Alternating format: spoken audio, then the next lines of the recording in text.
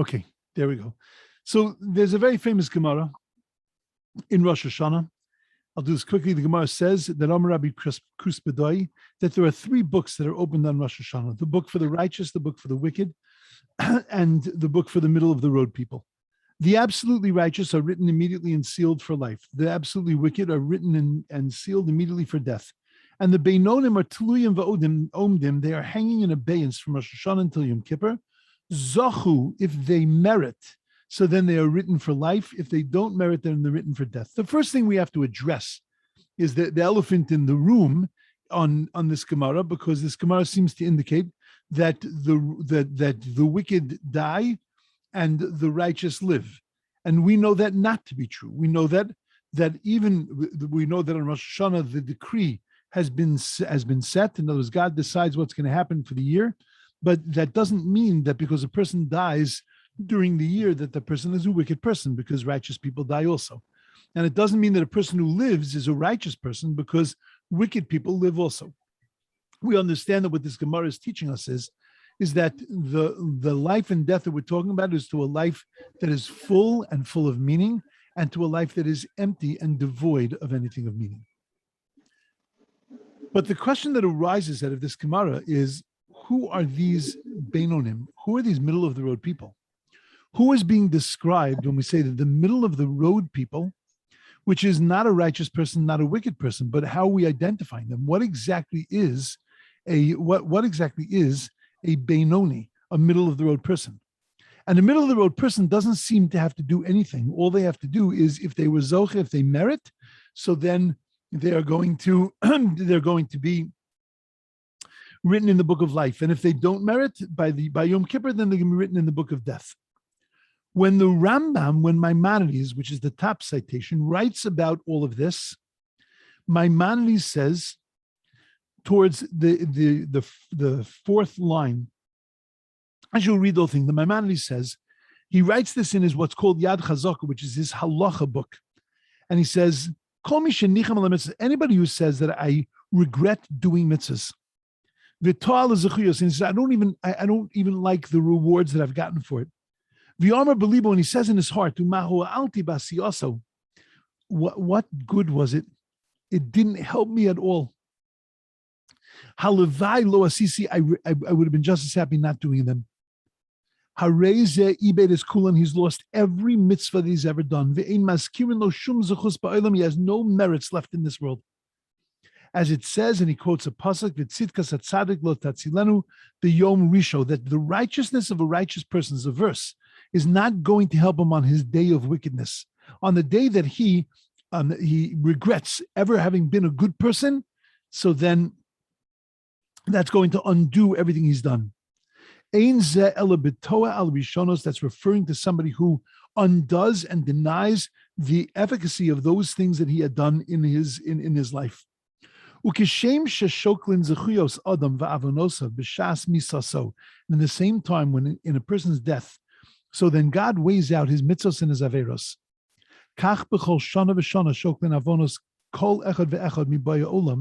And this happens every single year in Rosh Hashanah. God weighs out the positive things we've done against the negative things we've done. B'Yom Tov Shel Rosh Hashanah, Mishinimtza Tzadik, a person who is found to be a righteous person, Nechtam L'Chaim. Umishinimtza Rosh, and somebody who is found to be a wicked person, Nechtam L'Misa, is signed for death. Beinoni told him also at Yom Kippurim, the middle of the road guy and woman is left in abeyance until Yom Kippur. Now look at the words of the Rambam. Im oso tshuva, if they repent, nechtam l'chaim, then they're written for life. V'im not lav, nechtam l'misa, and if not, they are written for death. The Rambam threw in three words that were not in the Gemara. The Gemara said that we hang the middle of the road, people hang in abeyance until Yom Kippur. And then if they merit, in other words, if God finds a merit for them. But the Rambam says, no, they have to do tshuva, they have to repent. Why does the Rambam make that small change and throw in tshuva? The Gemara doesn't say, the Gemara says you don't have to do anything. It's just im zachu, im lo zachu. If you merit, you didn't merit. The Rambam requires you to actually do tshuva, to actually do something. So Rav Hutner, in his Sefer Pachad Yitzchak, says something unbelievable. He says, the truth is, the Beinoni, the middle of the road person, why is he middle of the road? Because he's 50-50. He's got 50 good stuff, 50 negative stuff. So all he really needs is one mitzvah to tip the scale, or one avera to tip the scale. Why does he have to do a full tshuva? Why does he have to do a full repentance? You have one thing to flip it, do the one thing. That's all.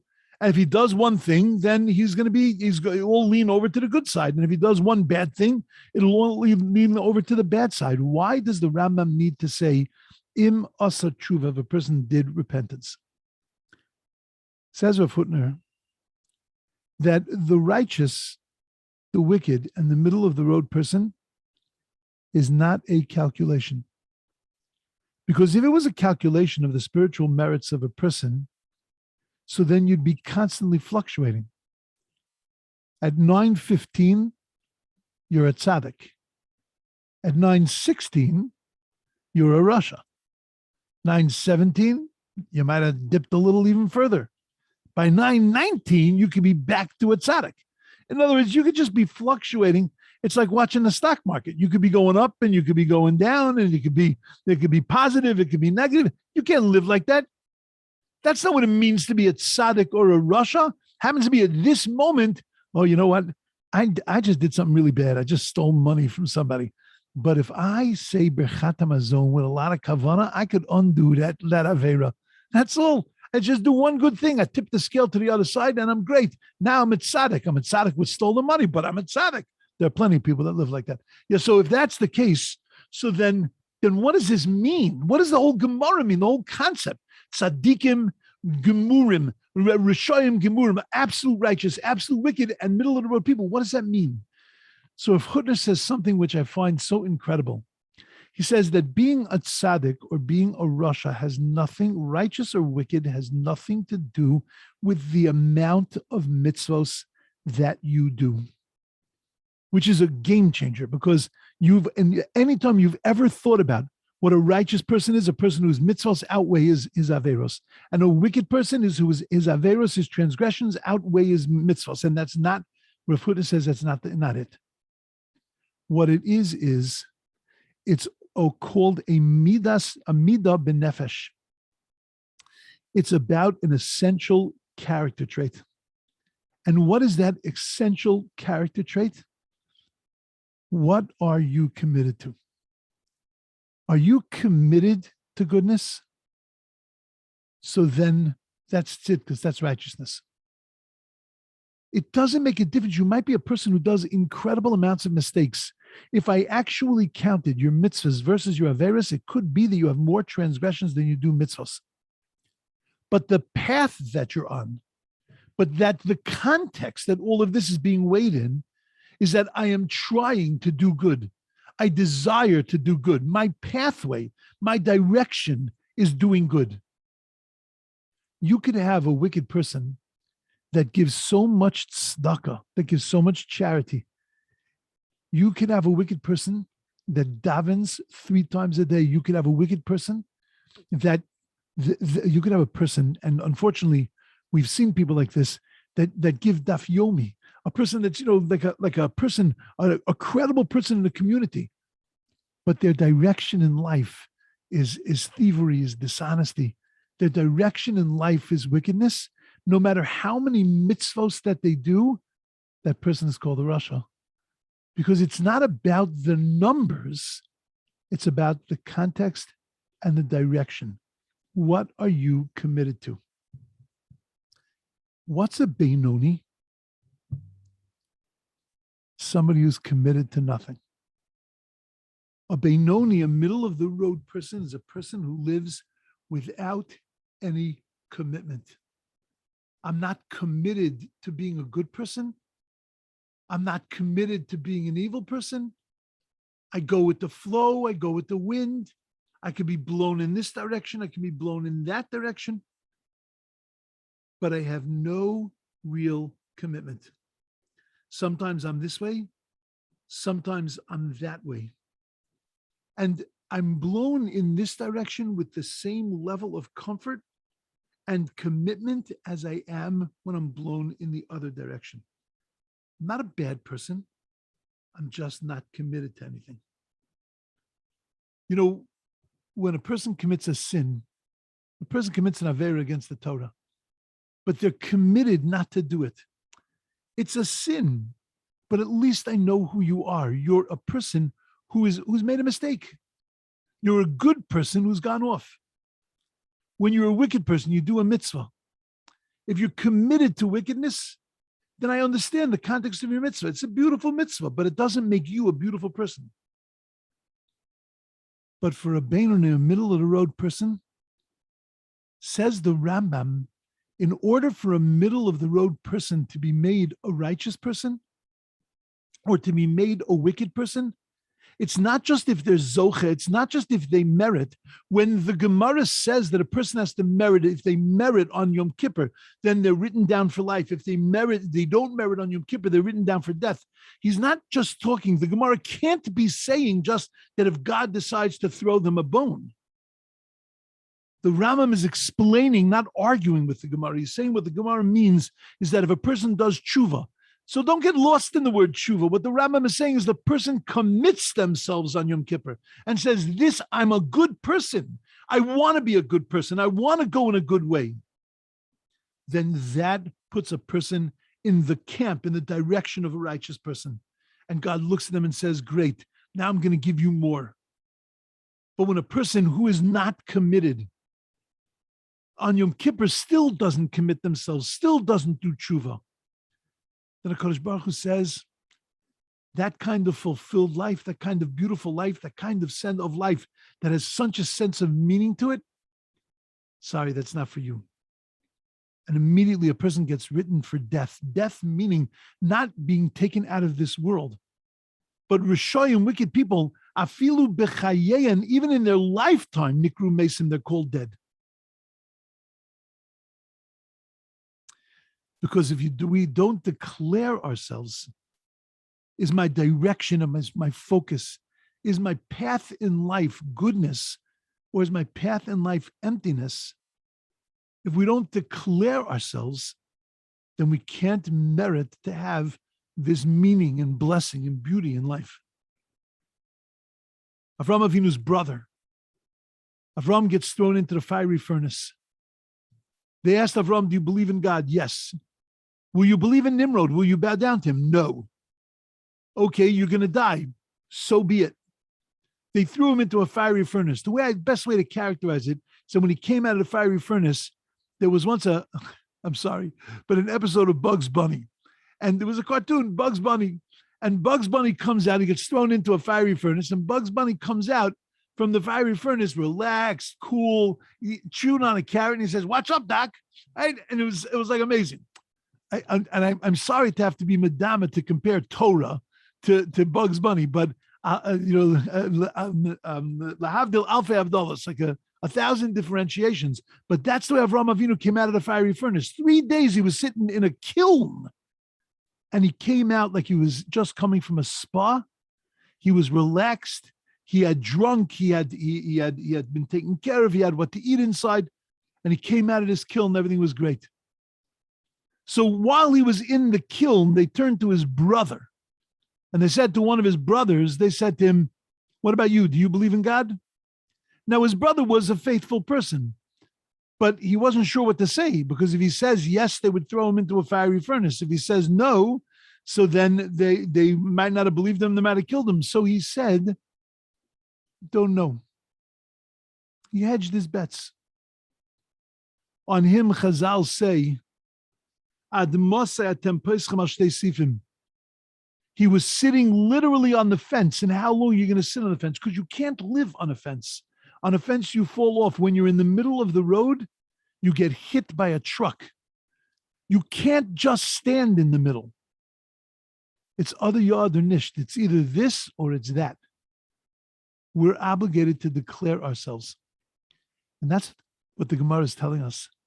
What the Gemara is telling us is that what happens on Yom Kippur, when we declare ourselves, then we're written in the book of blessing, in the book of life.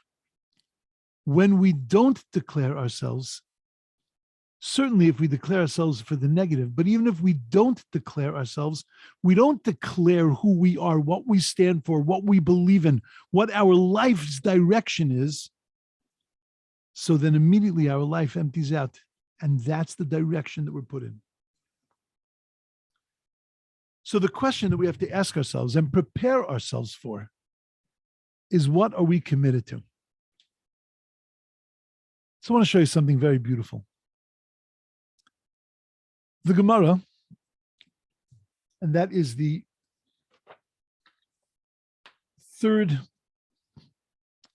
the fourth citation. The Rosh Hashana, Kol Baya Olam Ovrim Lefanav Kivnei Maron. On Rosh Hashana, all those that pass before God, they pass before him like Bnei Maron. Now, before I translate the word Bnei Maron, we actually say this in our davening. In the Hashana Tokef, we say in the most dramatic tefillah on Rosh Hashanah Yom Kippur, we say Kivakoras Roe Edro. Any chazan, worth their while, they start with their chazonish piece from these words. Kivakoras Roe Edro, Mavir Tsono Tachas Shifto. Like sheep, we walk in front of God. And God looks at us like he counts us with his stick. And then it goes on to describe the awesomeness that's taking place on Rosh Hashanah Yom Kippur. That tefillah is based, that tefillah of Rav Amnon, that wrote this tefillah before he died, when he had lost his arms and his legs, because he had given the impression that he was willing to think about whether he believed in God or not. And his arms and his legs were cut off.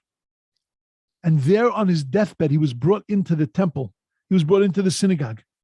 And in front of the Aron Kodesh, he composed this most incredible, dramatic tefillah called Unasana Tokef, where we talk about Miyichya, Miyamus, who's going to live, who's going to die, who's going to be born, who's going to be taken from this world, who's going to have peace, who's going to have turbulence, who's going to be sick, who's going to be healed. Of Rosh Hashanah Yikosevun, of Yom Tzom Kippur Yechosemun, of Rosh Hashanah it's written, and Yom Kippur it's sealed. All of that Rav Amnon wrote literally on his deathbed, is taken from this Gemara. Rosh Hashanah Kol Baya Olam, over in the fun of Kivnei Maron. On Rosh Hashanah, everybody goes before him. Kivnei Maron. My Kivnei Maron. What does it mean, Kivnei Maron? What do those words mean? That we pass in front of God, Kivnei Maron. So Hacha Targimu here in Eretz Yisrael, we translated it Kivnei Amarna, which means like sheep. That when a farmer counts his sheep, he has to count every 10th sheep, because that's ma'aser. That becomes a tithe that's given to the Kohen. So it passes through a little chute, and he counts them 1, 2, and he puts a little red mark on each on every 10th animal. So we pass in front of God, and he scrutinizes every one of us, and he counts us, makes us individuals, looks at each and every one of us. Kivnei marno, like sheep walking before its shepherd. But there's a second opinion. Reish Lakish says, Kimalos Beis Maron. Like the way that they walk up the pathways in a place called Beis Maron, which is a place in Israel, which was beautiful mountainous paths, but the mountainous paths were treacherous. And when they would walk, they couldn't walk 2 abreast or 3 abreast. They could only walk 1 abreast, and they could only walk one behind the other. And that's the way we appear before God, says Reish Lakish, the second opinion of what Bnei Maron means. It means like people walking up these mountain paths, walking carefully and walking one behind the other. And then comes along Rav Yehuda, and Rav Yehuda says in the name of Shmuel, no. The Bnei Maron means like Chayalos Shal Beis David, like the soldiers of the house of David. Because we know that the soldiers of the house of David, they would walk in single file. What's the argument here in the Gemara? Each rabbi is saying the exact same thing. We walk in single file. Why do I care whether it's like sheep walking in single file, or whether it's like mountain climbers walking in a single file, or whether it's like soldiers walking in a single file? It's all the same image. They have to fight with each other? They have to jockey for position? Oh no, it's not sheep. It's mountain climbers. Shkoyach, you win. Big deal. Why do you have to give these different opinions? So I think the Talmud is telling us something incredibly dramatic. And I think that what the Talmud is telling us is that God looks at us to see what our commitment is on Yom Kippur in three different ways. See, when we look at sheep, why does a shepherd look at his sheep? First of all, he inspects them to make sure that they're still there. Counts them. I started with the day with 40. Let's make sure I still got that 40. And then he looks at each one of them and he says, looks at them. Are they sick? Are they healthy? Are they thriving? Do they still have the brand? Are these the animals that I started with? Are they still part of this flock? And that's the first level on which God looks at us. Are you still committed to this people? Are you still committed to this nation? Are you still committed to being a member of Bnei Yisrael? Are you healthy? Do you have a healthy attitude, a healthy feeling? Do you have a healthy connection to the Jewish nation? But then comes along Reish Lakish and says, but God looks at us and says, if we pass that test and we're committed to that, then God looks at us and says, but wait, there's another level that I want to see your commitment. Are you like mountain climbers?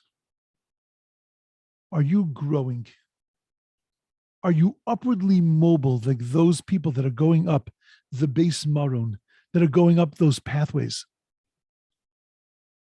Am I looking at the same person I looked at last year? Am I looking at a person whose commitment hasn't deepened at all? Am I looking at a person who's just sort of floating along in their Jewish lives? Or am I looking at a person who's climbing, who's growing, who's grappling? And then if God looks at us and says, wow, that person's committed to growth, so then God looks for the third thing. And comes along Rabbi Yehuda Amar Shmuel. And Rabbi Yehuda Amar Shmuel says, are you like soldiers? When a soldier goes out to war, a soldier goes out to war with a mission. A soldier knows that he's got a task, he's got something to do, he's got a purpose. He's got a reason why he's there. He's got something that has to be accomplished. And are you committed to living the mission of the Jew? And are you committed to living the mission that you were put into this world for? Are you committed to finding out what that mission is and to clarifying what that mission, to understand better what you're meant to be accomplishing and what you're meant to be doing? The rabbis aren't arguing about what the word Bnei Maron means. The rabbis are telling us that God is looking for commitment. He wants to see, are we committed to the team? And are we committed to growing within the team? And are we committed to carrying out and fulfilling our mission? And that's what's happening on Rosh Hashanah and Yom Kippur. When we talk about God looking to see whether we're in the camp of the Rishayim or whether we're in the camp of the righteous, God's not looking at deeds. That we're going to have to deal with. Any mistakes we've made during this year, we're going to have to fix. But what God wants to know is, what is the direction of your life? Is the direction of our lives a commitment to God, to his Torah, to the Jewish people? Or is a commitment to our lives, to ourselves, to our pleasures, to our comfort? That's what God's looking at. When we talk about doing tshuva, so a lot of people get frightened from that word. That means I got to change something. Well, of course it does. But it doesn't mean just to change your Band-Aid. It doesn't mean just to change an action. It doesn't mean, well, let's see, I was speaking Lashon Hara. I guess this year I'm not going to speak Lashon Hara. That's not called tshuva. What it means is, what are you committed to? What is the direction of our lives? Because the minute that the direction of our life strengthens and changes and refocuses, so then all those little details fall into place. That's something I think to think about as the year is ending, which is also something to think about. That this Shabbos is the last Shabbos of the year. Every time I say that, somebody in the crowd like freaks. Wow, I didn't think of it in that context. It's the last Shabbos of the year. Yeah, so today is not the last Tuesday of the year. We still have another one next week. But tomorrow, it's the last Wednesday of the year. Last Thursday, last Friday, last Shabbos, last Sunday, last Monday, and then finally the last Tuesday of the year. Why do you need to know that? Other than on some level, it's like frightening. No, it's very motivating. Because we believe everything goes by the way that it completes, that it finishes. You can go on an amazing vacation, and on the last day it rains, cats and dogs. And the one thing that you had planned for the last day, and you kept pushing off until the last day, oh, we're still going to be here for another 5 days, we can do it then. Oh, we'll be here for another 4 days, we could do it then. And then on that last day, you had the whole plan. This was going to be the blowout day of the vacation. This was going to be the most fun. You'll sleep on the plane. This is going to be awesome. And it rains, and the best you can do is to go to some sleepy museum somewhere. And somebody says, how was your vacation? Yeah, it was nice. Rained. Hello. It was amazing the rest of the time, but it rains 6 days at a vacation. On the 7th day, it is so beautiful. You get to sit on the beach. It's an amazing thing. How was your vacation? Oh my gosh, it was so great. We sat on the beach. Hello. It was raining for 6 days. But so often it goes by the way that it ends. We have the opportunity. Sometimes we look at ourselves and we say, what am I committed to? What really is my life committed to? And in these last 6 days, we can flip that commitment. We can turn, I look at it always like an Othello game. There's a board game called Othello where you have black pieces and white pieces. And if you surround your color to the other player's color, on both sides, you can flip an entire line. You can take a line of black tiles and you can turn them all into white tiles. We can take a year of black tiles and we can turn a year of black tiles, a year of sleepy Shabbosos, a year of uncommitted Shabbosos. We can turn them into the most beautiful thing with one last committed Shabbos. What HaKadosh Baruch Hu wants to see on Rosh Hashanah, he wants to see us standing there, not having to wait until Yom Kippur for him to decide and to wait for us to have an epiphany and wake up. But he wants to see us walk into Rosh Hashanah with the commitment written all over our faces, with a commitment written within all of the activities and actions of our lives. That he wants to see us, that it's clear exactly who we are, what we stand for, and what we live for. And that's the preparations that we make now in the final days. In the final days before the Yom Hadin, we're not shaking in our pants. We're not sitting there and going, oh my gosh, it's almost over.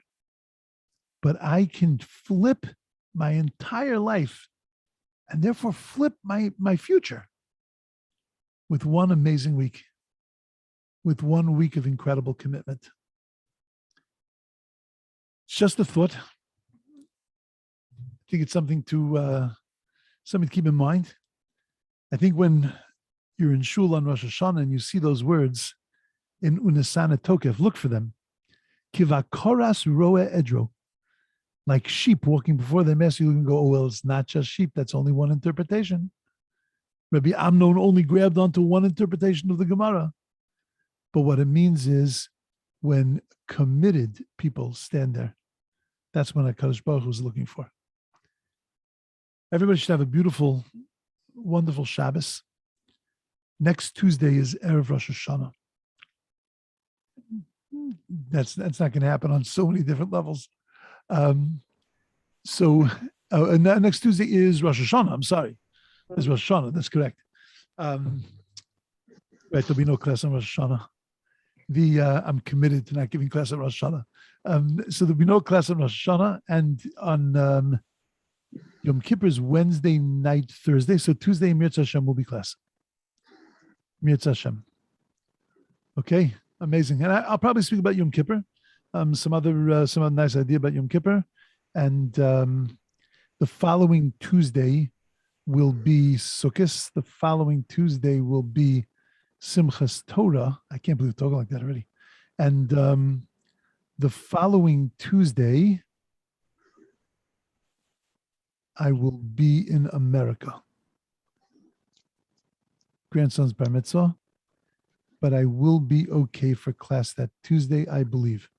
But I'll be in communication with everyone.